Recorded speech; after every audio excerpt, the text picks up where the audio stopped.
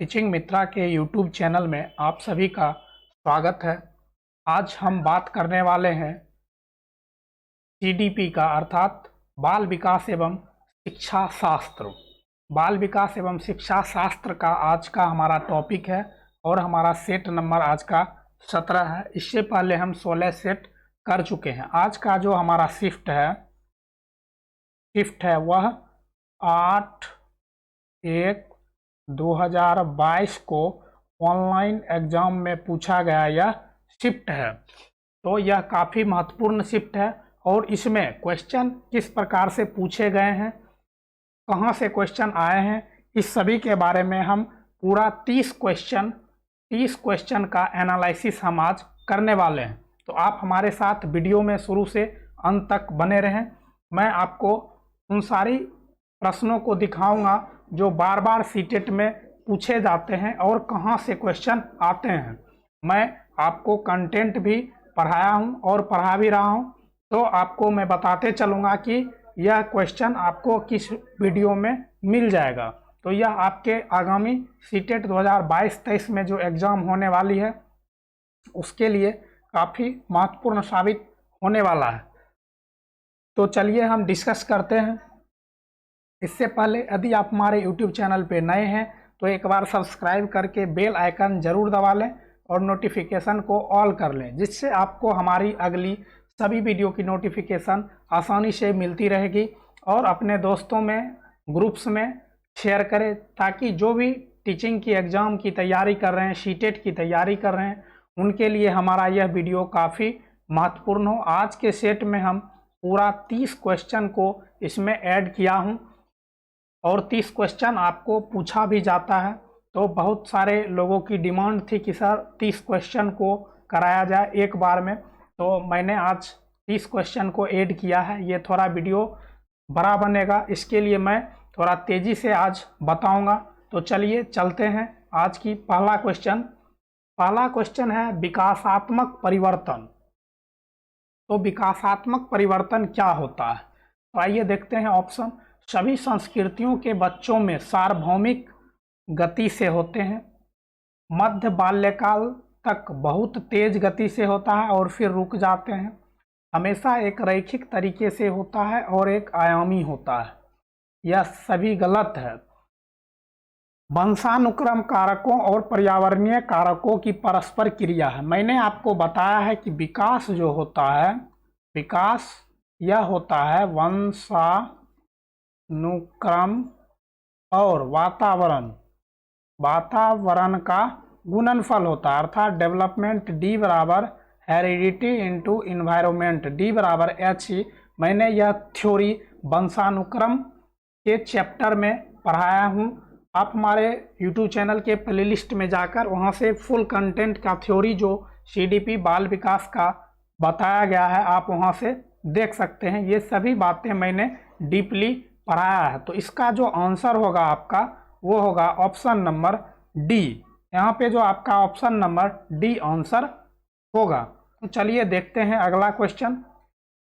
अगला क्वेश्चन है डैश स्थूल गत्यात्मक चालन कौशल का उदाहरण है, जबकि डैश में सूक्ष्म गत्यात्मक कौशल की आवश्यकता होती है। तो पहले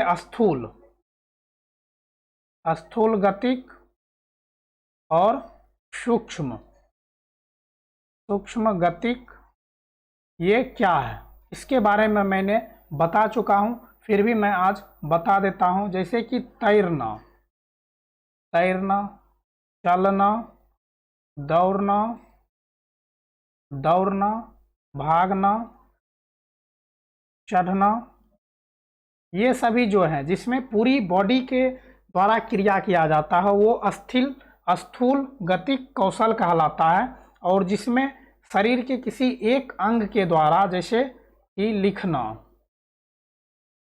चित्र बनाना,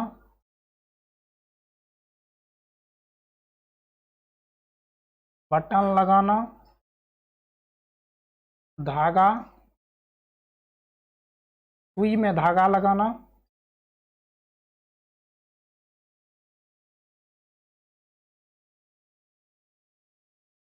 सुई में धागा या मोती, मोती लगाना।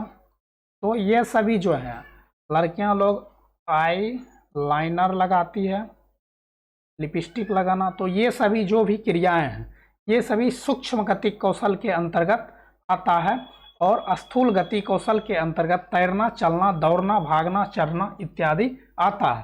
तो यहाँ पर जो आपका क्वेश्चन है कि सूक्ष्म गति डैश सूक्ष्म गत्यात्मक चालन का कौशल का उदाहरण है, जबकि डैश सूक्ष्म गत्यात्मक कौशल का।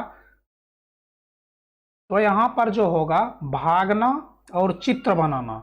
तो भागना जो है यह स्थूल गतिक कौशल है, जबकि चित्र बनाना आपका सूक्ष्म गतिक कौशल है। ऑप्शन नंबर ए यहाँ पे आपका आंसर होगा। तो आप इसको लिख लीजिएगा और ये आपके लिए काफ़ी फायदेमंद है। आपको यहाँ से क्वेश्चन 1 नंबर का आएगा ही आएगा। ये VVI टॉपिक है, 1 मार्क्स ये आपको आसानी से दिलाएगा। यदि दोनों पेपर में पूछ लिया, पेपर 1 एंड पेपर 2, तब आपको ये 2 मार्क्स आसानी से दिला देगा, इसमें कुछ ज़्यादा नहीं है। तो चलिए आगे देखते हैं। आगे है कि इनमें से कौन सी बच्ची मध्य बाल्यावस्था में होगा। तो बाल्यावस्था यह जो बच्चे का विकास का अवस्था है, इसके बारे में मैंने बता चुका हूं। तो एक बच्ची जिसने अभी सामाजिक संदर्भों में नकल सीखना शुरू किया है, तो नकल करना जो होता है यह पूर्व बाल्यावस्था की जो है अवस्था है। इसमें बच्चा जो है एक दूसरे का नकल करना सीखता है। अब है कि एक बच्ची जो अमूर्त विचारों को आसानी से पालन करती है, तो अमूर्त विचारों का जो पालन करती है वो किशोरावस्था के बच्चे कहलाते हैं। एक बच्ची जो सकारात्मक खेलों में शामिल नहीं हो सकती, तो यह शैशवावस्था का बच्चा होगा जो कि खेलों में शामिल नहीं हो पाएगा। तो एक बच्ची जो तार्किक रूप से तर्क कर सकती है और संरक्षण कर सकती है, तो यह जो बच्चा होगा यह मध्य बाल्यावस्था का बच्चा होगा। 6 से 11 वर्ष इसकी उम्र होगी। तो आपका ऑप्शन नंबर डी यहाँ पे आंसर होगा। अब है ये अभिकथन और कारक। ये क्वेश्चन जो है काफ़ी बार ऑनलाइन एग्जाम में पूछा गया है। पहले ऐसा क्वेश्चन देखने को नहीं मिलता था, लेकिन अब ऐसा क्वेश्चन आने लगा है। तो यह जो है सो आपको निश्चित तौर पे एग्जाम में आएगा ही आएगा। और ये आज के सेट में 2 क्वेश्चन ऐसा पूछा जा चुका है। तो देखते हैं अभिकथन। बच्चे सर्वप्रथम अपने परिवार में व्यवहार के तरीके सीखते हैं और मूल्यों और जीवन के मानदंडों को जानते हैं। तो बच्चा सबसे पहले अपने परिवार में आता है और वहाँ परिवार से व्यवहार करना, तौर तरीके सीखते हैं, मूल्यों और जीवन के मानदंडों को सीखते हैं। तो यह कथन सही है। अब है कि परिवार बच्चों के समाजीकरण का द्वितीयक अभिकारक है। तो परिवार जो होता है वह समाजीकरण का प्रथम कारक होता है परिवार। प्राथमिक कारक जो होता है यह परिवार होता है। तो यहाँ पे ये गलत है। तो आपका ऑप्शन ए सही है और बी जो है आर जो है यहाँ पे आर होगा, आर गलत है। तो अब आपको ऑप्शन चेक करना है। ए और आर दोनों सही हैं तो ये नहीं होगा, ए और आर दोनों सही हैं ये भी नहीं होगा, ए सही है और आर गलत है। आपका ऑप्शन सी यहाँ पे आंसर हो जाएगा। तो इस तरह के प्रश्न बहुत ज़्यादा पूछते हैं और यहाँ पे गलती होने की संभावना ज़्यादा होता है, क्योंकि इसमें एक क्वेश्चन में आपसे 2 क्वेश्चन पूछ लिया जाता है। अब देखते हैं अगला क्वेश्चन क्या है। निम्नलिखित में से कौन सा युग्म सही मिलान है। तो शैशवावस्था में बच्चा तर्क को लागू करना और अनुमान लगाने में सक्षम होता है। तो ये जो है ये गलत है। पूर्व संक्रियात्मक अवस्था में बच्चा निगमनात्मक और तार्किक सोच प्रारंभ कर देता है। तो यह पूर्व संक्रियात्मक अवस्था में नहीं होता है। पूर्व संक्रियात्मक अवस्था जो होता है ये प्ले एज होता है, प्ले एज होता है बच्चे का। मूर्त संक्रियात्मक अवस्था में बच्चा वर्गीकरण व संरक्षण कर पाता है। तो यह सही है। मूर्त संक्रियात्मक जो अवस्था होता है यह 6 से 11 वर्ष की अवस्था है और इसमें बच्चा जो है वर्गीकरण और संरक्षण कर पाता है। तो यहाँ पर जो होगा वो आपका ऑप्शन नंबर सी आंसर होगा। इसी टाइप का क्वेश्चन पिछला जो क्वेश्चन आपसे पूछा था वो भी इसी टाइप का था, सिर्फ उसमें पूर्व बाल्यावस्था, किशोरावस्था इस पे आधारित था, और ये पियाजे के संक्रियात्मक अवस्था जो 4 अवस्था है विकास की पियाजे के द्वारा दिए गए, उसके आधार पे ये पूछा गया है। अब देखते हैं अगला क्वेश्चन। पियाजे के संज्ञानात्मक विकास के सिद्धांत के अनुसार स्वयं व पर्यावरण के बीच संतुलन की खोज की प्रक्रिया क्या कहलाती है? तो स्वयं और पर्यावरण के बीच संतुलन करना, अर्थात पर्यावरण के अनुसार बच्चे को उस माहौल में ढलना, तो यह साम्यकरण कहलाता है। इक्विलिब्रियम कहलाता है, साम्यकरण कहलाता है। यहाँ पे समायोजन जो होता है यह होता है एडजस्ट, अर्थात चेंजेज। तो ये होता है समायोजन। तो यहाँ पे आपका ऑप्शन नंबर ए आंसर होगा। अब है निम्नलिखित में से कौन सा कथन लीव वाइगोत्स्की के बच्चों के बारे में विचार को सही प्रकार से दर्शाता है? तो लीव वाइगोत्स्की के जो विचार हैं उसके बारे में यहाँ पे कौन सा ऑप्शन सही है? तो वाइगोत्स्की ने सुझाव दिया कि बच्चों में बहुत सी क्षमताएं होती है जिनमें वे कार्य शामिल हैं जिन्हें बच्चे सहायता के साथ कर सकते हैं। अर्थात ये पार की बात कर रही है जो कि लीव वाइगोत्स्की कहे हैं कि यदि बच्चा कहीं पे अटक रहा है और उसे थोड़ा सा हेल्प मिल जाता है और वह उस चीज़ों को कर पाता है, तो यह जो है सो वाइगोत्स्की महोदय ने इसे पार या मचान बोले हैं। अब है वाइगोत्स्की की बच्चों को एक कोरा कागज के रूप में देखते हैं, ये नहीं होगा। कोरा कागज निगेटिव वर्ड है, मैंने निगेटिव और पॉजिटिव टैग वर्ड में ऐसा आपको बताया हूँ। अब है वाइगोत्स्की ने प्रस्तावित किया है कि बच्चे वयस्कों की तुलना में मात्रात्मक रूप से कम सोचते हैं, ये भी गलत है। वाइगोत्स्की ने बहुत सी क्षमताओं को बहुत कम आंका, तो यह भी आपका रॉन्ग है। आपका जो होगा ऑप्शन नंबर ए होगा कि वाइगोत्स्की ने सुझाव दिया है कि बच्चों में बहुत सी क्षमताएं होती है, बहुत सी जो है क्षमताएं होती है और वे कार्य शामिल है जिनमें बच्चे सहायता के साथ कर सकते हैं। तो ऑप्शन नंबर ए यहाँ पे आपका आंसर होगा। अब है एक शिक्षिका किस संरचना का इस्तेमाल करती है जब वह एक बच्ची को जिगसॉ पहेली बनाने में मदद करती है इशारे व संकेतों से? तो ये वही है, वाइगोत्स्की के द्वारा ही यह दिया गया है। वाइगोत्स्की काफ़ी इम्पोर्टेंट ये चैप्टर है जो कि इससे आपको एक सेट में, आप यहाँ पे देख रहे हैं 2 मार्क्स आपको आसानी से ये दिला देगा यदि आप इसे अच्छी प्रकार से पढ़ लीजिएगा, और दोनों का आंसर पार ही है। यहाँ पे वाइगोत्स्की के द्वारा जो है इशारे और संकेत के द्वारा बच्चा जिगसॉ पहेली बनाने में मदद करता है बच्चे को शिक्षिका के द्वारा, तो यह पार कहलाता है। आपको मैंने यहाँ पे अभी दिखाया ये 7 और 8 नंबर का जो क्वेश्चन है ये वाइगोत्स्की से पूछा गया क्वेश्चन है। तो वाइगोत्स्की, पियाजे, कोहलबर्ग ये काफ़ी इम्पोर्टेंट चैप्टर हैं। इससे आपको पेपर 1 और पेपर 2 दोनों मिलाकर आपको 7 से 10 नंबर तक आपसे यहाँ पे पूछ लिया जाता है, ये काफ़ी इम्पोर्टेंट है। अब देखते हैं अगला क्वेश्चन क्या है। फिर अभिकथन और कारक, एक पहले भी आया था और ये दूसरा क्वेश्चन है। यहाँ पे है कि एक अभिकथन है, एक बाल केंद्रित कक्षा व्यक्तिवादी होती है और एक कठोर संरचित पाठ्यक्रम का अनुसरण करती है। तो एक जो है बाल केंद्रित कक्षा व्यक्तिवादी होता है और एक कठोर संरचित पाठ्यक्रम का अनुसरण करता है। तो यदि बाल केंद्रित कक्षा है तो वहाँ पे कठोर नहीं होगा, ये निगेटिव आंसर है आपका, ये गलत होगा। बच्चा सबसे अच्छा तब सीखता है जब शिक्षक तानाशाह और नियंत्रक होता है, ये भी निगेटिव वर्ड है, ये नहीं होगा। तो यहाँ पे आपका दोनों जो है ऑप्शन रॉन्ग है, ए और आर दोनों गलत है, ऑप्शन नंबर डी होगा। तो यदि आपको निगेटिव और पॉजिटिव जो मैंने करवाया हूँ, निगेटिव एंड पॉजिटिव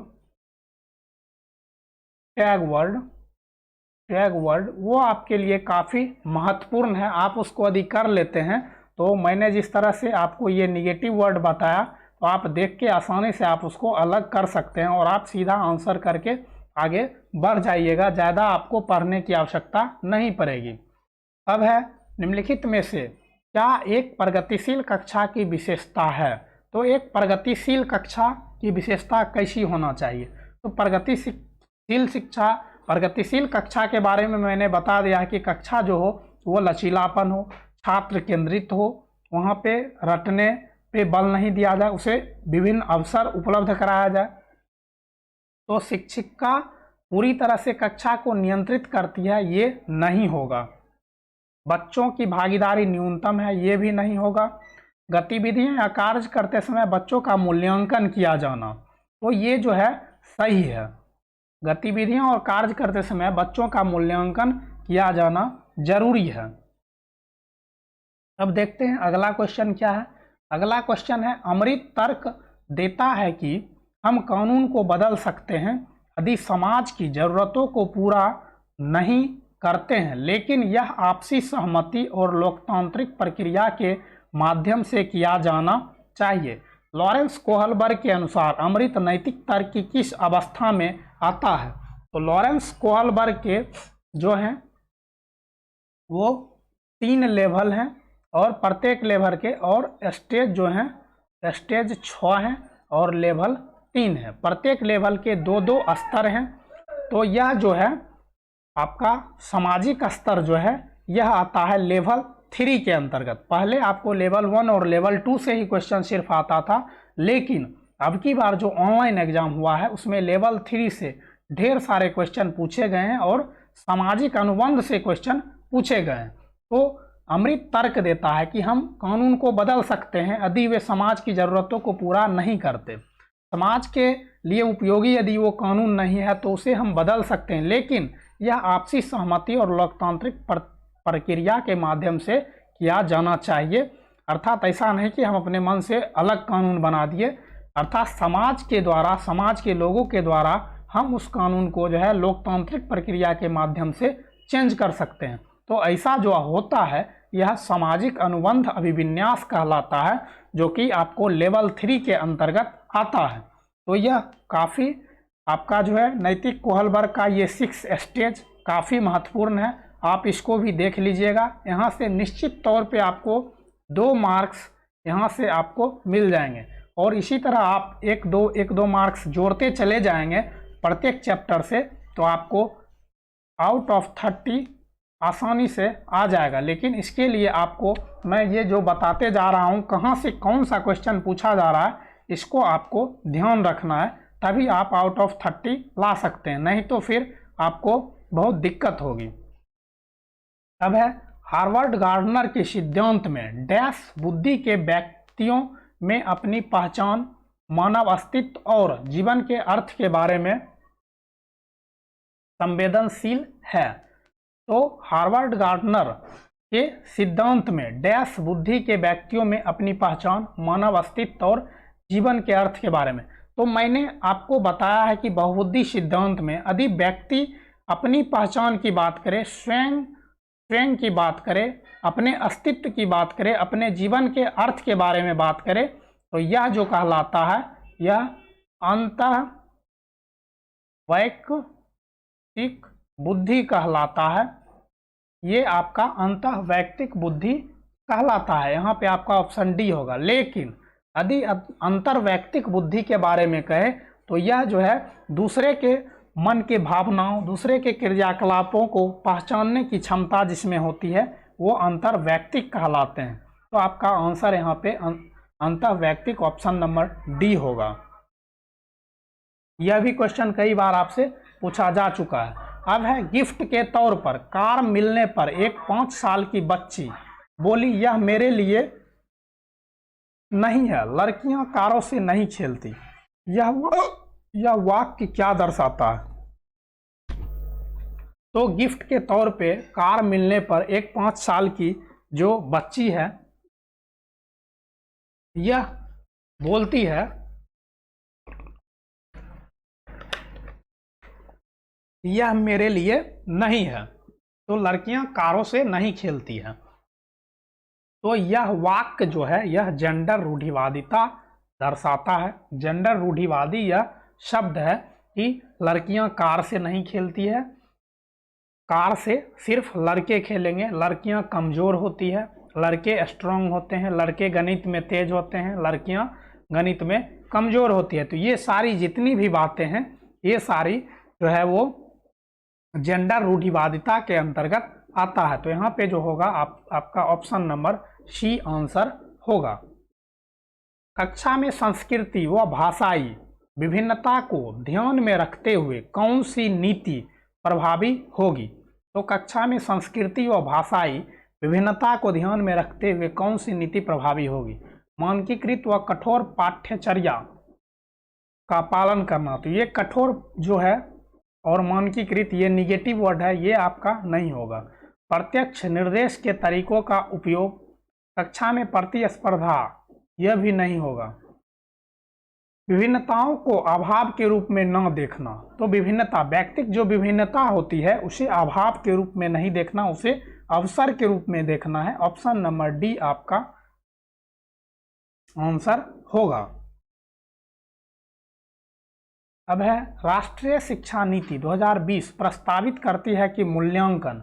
तो मूल्यांकन शैक्षणिक वर्ष में एक बार ली जाने वाली औपचारिक परीक्षाओं के माध्यम से किया जाना चाहिए। एक निश्चित अवधि में बच्चे की प्रगति का पता लगाने के लिए महत्वपूर्ण है। सभी शैक्षिक गतिविधियों का केंद्र होना चाहिए। योग्यता के क्रम में बच्चों को रैंक देने के लिए महत्वपूर्ण है। तो यहाँ पे जो आपका ऑप्शन होगा वो ऑप्शन नंबर बी होगा कि एक निश्चित अवधि में बच्चे की प्रगति का पता लगाने के लिए, एक निश्चित अवधि में बच्चों की प्रगति का पता लगाने के लिए यह महत्वपूर्ण है। अब देखते हैं अगला क्वेश्चन, समावेशी शिक्षा के लिए क्या आवश्यक है? तो समावेशी कक्षा जिसमें कि सामान्य और दिव्यांग अर्थात सामान्य और विशिष्ट दोनों बालकों को एक साथ समान अवसर उपलब्ध करा के शिक्षा दी जाती है। तो इसके लिए क्या आवश्यक है? विद्यार्थियों में क्षमता आधारित कठोर समूहन, व्यक्तिगत मतभेदों का ध्यान और सम्मान, विशेष विद्यार्थियों के लिए केवल व्यावसायिक शिक्षा, जो विद्यार्थी जिन्हें दिव्यांग हैं उनके बारे में रूढ़िवादी बनाना, ये नहीं होगा। यहाँ पर जो होगा ये भी नहीं होगा। यहाँ पर होगा कि व्यक्तिगत मतभेदों का ध्यान और सम्मान, आपका ऑप्शन नंबर बी होगा। अब है निम्नलिखित में से कौन सा व्यवहार पठन वैकल्य की पहचान है? बी को डी के रूप में लिखना और 21 को 12 के रूप में। तो यह जो है एक प्रकार का जो है यह अधिगम विकार है, अधिगम विकार है। तो यह जो होगा पठन वैकल्य की पहचान है। तो ये आपका ऑप्शन नंबर ए यहाँ पे आंसर होगा कि बी को डी के रूप में लिखना और 21 को 12 के रूप में लिखना। तो यह जो है पठन वैकल्य है, अधिगम विकार है। अब है जो वो विद्यार्थी जिन्हें स्वालीनता है उनकी पहचान उनके सामने आने वाले किस क्षेत्र की चुनौती से की जा सकती है? तो वो विद्यार्थी जिन्हें स्वालीनता है उनकी पहचान, स्वालीनता में हकलाना, ठीक से वो बोल नहीं पाता, हकलाना होता है स्वालीनता, उनकी पहचान और उनके सामने आने वाले किस क्षेत्र की चुनौती से की जा सकती है? तो अभिव्यंजन और ग्रहणशील संचार में चुनौती, एक निश्चित दिनचर्या का पालन करने में चुनौती, सूचना को याद रखने में चुनौती, स्थूल गत्यात्मक कौशल में चुनौती। तो ये जो होता है स्वालीनता, इसमें लोग हकला हकला के बोलते हैं। तो ये होगा आपका ऑप्शन नंबर ए, अभिव्यंजन और ग्रहणशीलता संचार में चुनौती, आपका ऑप्शन नंबर ए यहाँ पे आंसर होगा। अब देखते हैं अगला क्वेश्चन क्या है। वो विद्यार्थी जिन्हें दिव्यांगता है उनके सफल समावेशन के लिए क्या आवश्यक है? तो जो दिव्यांग हैं उनके सफल समावेशन के लिए क्या आवश्यक है? सुलभ अवसंरचना या इमारतें, विद्यार्थियों में अलगाव, ये निगेटिव है। शिक्षक को पक्षतापूर्ण रवैया, ये भी निगेटिव है। साथियों के बीच सहानुभूति और दया, तो किसी के बीच सहानुभूति और दया, यह भी निगेटिव वर्ड है। आपका ऑप्शन नंबर ए आंसर होगा। तो आप इस तरह से निगेटिव और पॉजिटिव वर्ड आपको पता है तो आप ऑप्शन आसानी से छांट लेंगे और आपको समय का जो है बचत होगा और वही समय आप हिंदी और फिर मैथ में लगाएंगे। इसीलिए मैंने निगेटिव टैग वर्ड करवा दिए हैं। आप हमारे प्लेलिस्ट में जाकर वहां से टैग वर्ड सभी जो इतने भी कराए हैं आप उसे देख सकते हैं। अब है निम्नलिखित में से कौन सा अभ्यास विविध अधिगम प्राथमिकता वाले विद्यार्थियों को शामिल करने में सहायक होगा। तो कार्य की प्रासंगिकता, मूल्य और प्रामाणिकता को कम करना, आसपास के खतरों और विकर्षण को कम करना, उपकरणों और सहायक तकनीकों तक पहुंच कम करना, विद्यार्थियों की व्यक्तिगत पसंद और स्वायत्तता को प्रतिबंधित करना। तो यहाँ पर जो है निम्नलिखित में से कौन सा अभ्यास विविध अधिगम प्राथमिकता वाले बच्चों को शामिल करने में सहायक होगा। तो ये आपका होगा कि आसपास के खतरों और विकर्षण को कम करना। ऑप्शन नंबर बी यहाँ पे आपका आंसर होगा। अब है किस सिद्धांत पर आधारित कक्षा कक्ष में विद्यार्थी स्वयं पहल करके व चर्चा में सक्रिय भागीदारी करके सीखते हैं। तो कक्षा में जो है एक्टिव रहकर, सक्रिय रूप से रहकर कक्षा कक्ष में विद्यार्थी स्वयं पहल करके वह चर्चा में सक्रिय भागीदारी करते हैं। तो व्यवहारवादी, अनुकरण करके सीखना, सामाजिक संरचनावादी, प्रतिपादक शिक्षण। तो यहाँ पर जो होगा सामाजिक संरचनावादी जो कक्षा कक्ष होगा उसमें बच्चे जो है सिद्धांत पर स्वयं पहल करके और चर्चा में सक्रिय भागीदारी लेकर वो सीख सकता है। सार्थक अधिगम मुख्य रूप से ज्ञान का ज्यों का त्यों उत्पन्न करता है। तब होता है जब विषय वस्तु को गैर संदर्भित किया जाता है। तब होता है जब सक्रिय रूप से विद्यार्थियों के अधिगम को नियंत्रित करते हैं। में विश्लेषण, समालोचनात्मक सोच तथा समस्या समाधान की प्रक्रिया शामिल है। तो आपको ऑप्शन देख के आप खुद आंसर इसका दीजिए। मैं इस 10 सेकंड का आपको समय देता हूं। सार्थक अधिगम, इसके लिए कौन सा ऑप्शन सही होगा।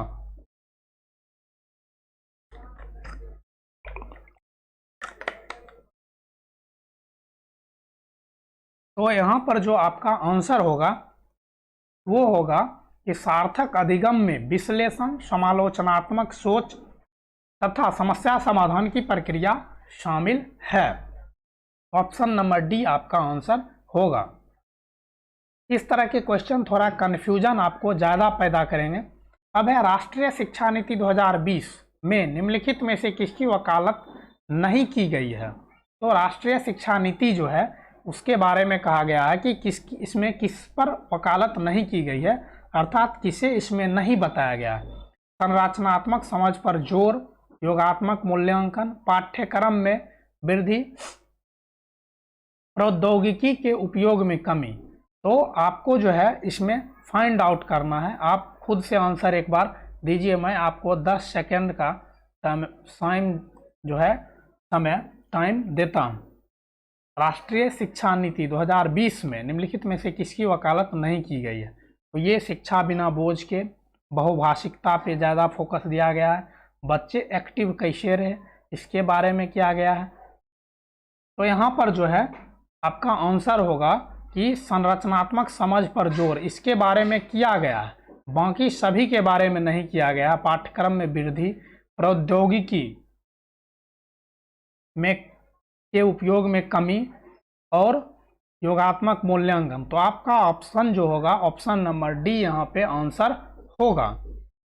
अब देखते हैं अगला क्वेश्चन क्या है। निम्नलिखित में से कौन सा युग्म प्रतिक्रिया और लक्ष्य अभिविन्यास का सही मिलाप है। तो कौन सा युग्म जो है वो प्रतिक्रिया और लक्ष्य अभिविन्यास का सही मिलाप है।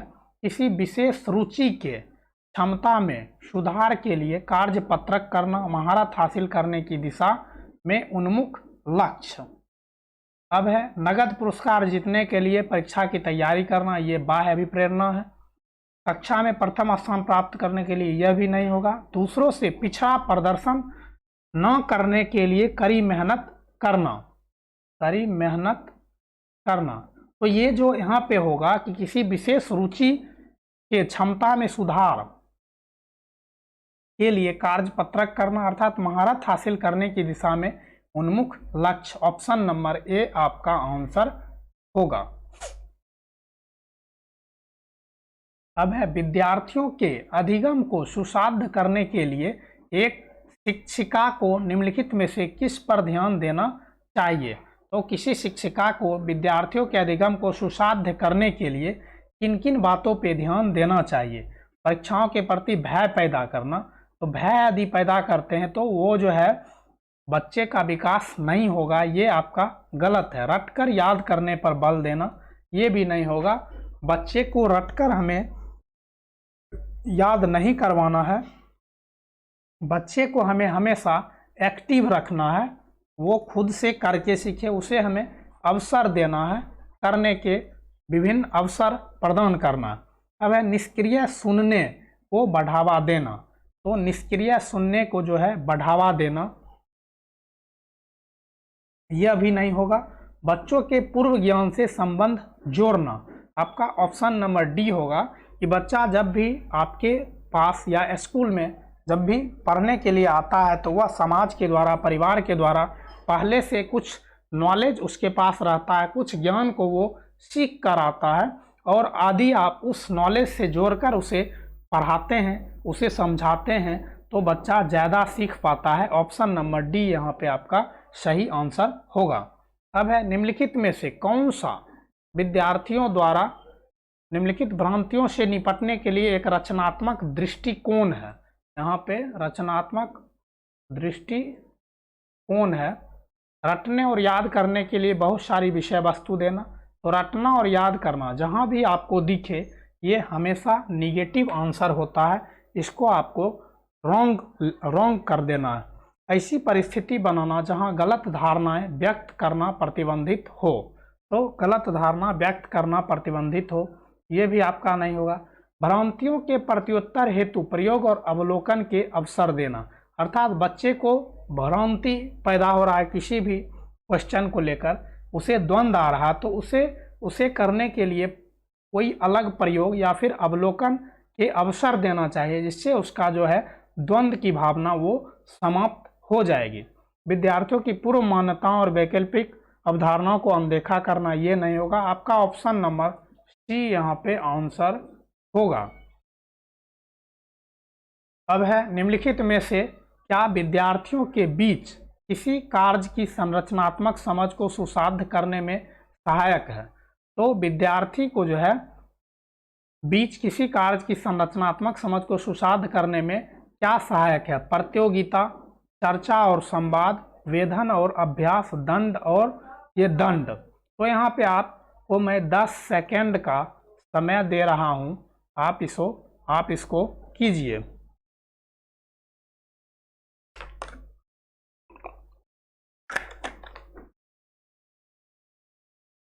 तो यहाँ पर जो होगा प्रतियोगिता, ये भी नहीं होगा। चर्चा और संवाद, आपका ऑप्शन नंबर बी यहाँ पे आंसर होगा। चर्चा और संवाद के द्वारा विद्यार्थियों के बीच किसी कार्य की संरचनात्मक समझ को सुसाध्य करने में सहायक होता है। अब है अगला, प्रभावी अधिगम हेतु एक शिक्षिका को विद्यार्थियों में डैश को सक्रिय करना चाहिए। तो प्रभावी अधिगम हेतु एक शिक्षिका को विद्यार्थियों में डैश को सक्रिय करना चाहिए। क्षमता को अस्थायी मानने की धारणा, क्षमता के वृद्धिशील होने की धारणा, प्रतिस्पर्धा की भावना, हीनता की भावना। तो प्रभावी अधिगम हेतु एक शिक्षिका को विद्यार्थियों में डैश को सक्रिय करना चाहिए। तो यहाँ पर जो होगा कि क्षमता के वृद्धिशील होने की धारणा, आपका ये आंसर सही होगा। प्रतिस्पर्धा, हीनता ये नहीं होगा। अब देखते हैं अगला क्वेश्चन क्या है। अगला है निम्नलिखित में से कौन सा बाह्य अभिप्रेरणा का उदाहरण नहीं है। तो एक होता है बाह्य अभिप्रेरणा, और एक होता है आंतरिक अभिप्रेरणा। बाह्य अभिप्रेरणा होता है कि मुझे पुरस्कार पाने के लिए पढ़ना है, मुझे टॉप करने के लिए पढ़ना है, मुझे जॉब करने के लिए पढ़ना है। ये सभी जो है वो बाह्य अभिप्रेरणा होता है। और किसी के देखकर हम प्रभावित होते हैं तो वो भी बाह्य अभिप्रेरणा होता है। लेकिन मुझे सीखने के लिए एक अच्छा नागरिक बनने के लिए यदि हम पढ़ाई करते हैं तो हम खुद से सेल्फ मोटिवेटेड हैं। मुझे जो है काम करने का एक अलग जुनून है, जज्बा है, तो वो होता है आंतरिक अभिप्रेरणा। तो निम्नलिखित में से कौन सा बाह्य अभिप्रेरणा का उदाहरण नहीं है, अर्थात आंतरिक अभिप्रेरणा का उदाहरण कौन सा है? तो यहाँ पर जो होगा, दंड से बचने के लिए गृह कार्य करना, ये आपका जो है वो बाह्य अभिप्रेरणा है। ज्ञान प्राप्त करने के लिए वाद विवाद समूह में शामिल होना, ये आपका आंतरिक अभिप्रेरणा है कि हमें सीखने के लिए, हमें खुद को नॉलेज को बिल्डअप करने के लिए हम वाद विवाद प्रतियोगिता में शामिल होना चाहते हैं। तो ये हमारा खुद का सेल्फ मोटिवेशन है। इसमें हम खुद से आंतरिक अभिप्रेरित हैं कि मुझे खुद से करना है और हमें सीखने के लिए करना है, ना कि पुरस्कार पाने के लिए, टॉप होने के लिए, और ना ही जॉब होने के लिए, या फिर ना ही हम जो है अदर किसी भी कार्य के लिए हमें करना है। अब है अगला क्वेश्चन और आज के सेट का लास्ट क्वेश्चन है कि डैश के इस्तेमाल से विद्यार्थियों की उपलब्धि में डैश होने की संभावना है। तो आपका यहाँ पे है कि डैश के इस्तेमाल से विद्यार्थियों की उपलब्धि में डैश होने की संभावना है। प्रासंगिक पाठ्यक्रम के इस्तेमाल से विद्यार्थियों की उपलब्धि में कमी, तो ये आपका नहीं होगा। फिर है शिक्षार्थी केंद्रित शिक्षा शास्त्र और कमी, ये भी नहीं होगा। सामाजिक सहयोग के इस्तेमाल से विद्यार्थियों की उपलब्धि में वृद्धि होने की संभावना है, ये सही लग रहा। अगला देखते हैं, सामाजिक बहिष्कार के इस्तेमाल से विद्यार्थियों की उपलब्धि में सुधार, तो ये भी नहीं होगा। आपका ऑप्शन नंबर सी यहाँ पे आंसर होगा कि सामाजिक सहयोग के इस्तेमाल से विद्यार्थियों की उपलब्धि में वृद्धि होने की संभावना है। आपका ऑप्शन नंबर सी यहाँ पे आंसर होगा। और आज जो मैंने 30 क्वेश्चन करवाया हूँ, उस 30 क्वेश्चन का यहाँ पे आंसर मैं दे चुका हूँ और मैं यह पीडीएफ आपको दे दूँगा। आप इसको खुद से भी पहले सेट मार लीजिएगा, फिर आप इसको, इस डिस्कस को आप देख लीजिएगा।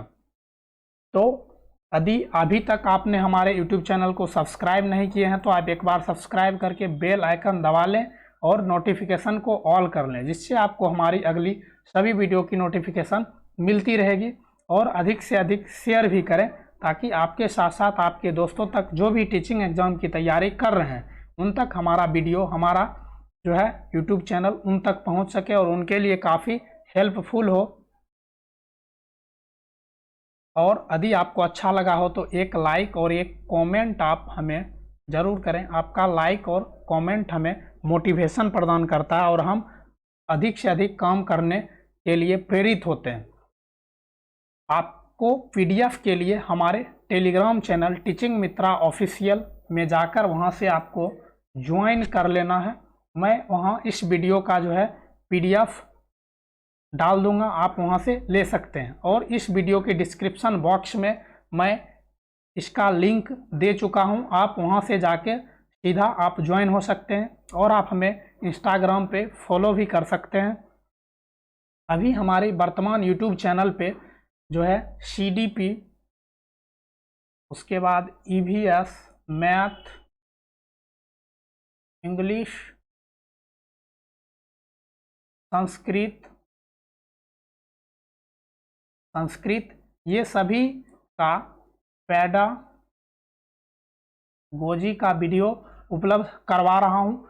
साथ ही साथ CDP, EVS और मैथ का जो प्रीवियस ईयर है प्रीवियस ईयर है उसको भी मैं करवा रहा हूं। आप हमारे प्लेलिस्ट में जाकर वहां से पिछली सभी वीडियो को आप देख सकते हैं। साथ ही साथ मैंने कुछ negative and positive tag word करवाया हूं, जो कि आपको सीटेट के लिए काफ़ी इम्पोर्टेंट है, काफ़ी जो है वह VVI है। आप उस वीडियो को हमारे YouTube चैनल के प्लेलिस्ट में जाकर वहां से देख सकते हैं। सिर्फ वह वीडियो जो है आपको हमारे उस वीडियो से आप आसानी से 15 में 12 मार्क सिर्फ उस वीडियो को करके आप ला सकते हैं। तो आप हमारे प्लेलिस्ट में जाकर वहां से पिछली सभी वीडियो को देख सकते हैं और आप PDF के लिए हमारे टेलीग्राम चैनल टीचिंग मित्रा ऑफिशियल से ज्वाइन कर सकते हैं। तो चलिए जल्द ही मिलते हैं हम आपसे अगले वीडियो में। तब तक के लिए बाय बाय, टेक केयर, अपना ख्याल रखें और पढ़ाई करते रहें। जय हिंद।